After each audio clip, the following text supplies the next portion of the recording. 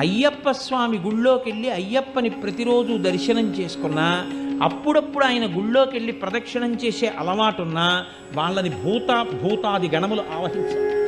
ఎందుకో తెలుసా అండి, ఆయన చెప్పు చేతల్లో ఉంటాయి. ఒరేయ్ నువ్వు వాడి జోలికి వెళ్ళకు అంటాడు ఆయన. వెళ్ళం, మీకు ఉపకారం కాదండి, ఇంకంతకన్నా ఉపకారం ఏంటి? వాళ్ళు వచ్చి మీ మీద పడిపోయారు అనుకోండి, ఎన్నుంటే మాత్రం ఉపయోగం ఏంది? వాళ్ళు మీద పడిపోకుండా ఆయన కాపాడతారు. శివుడి తర్వాత శివుడెంతగా భూతగణముల మీద అధికారం ఉన్నవాడు ఆయన.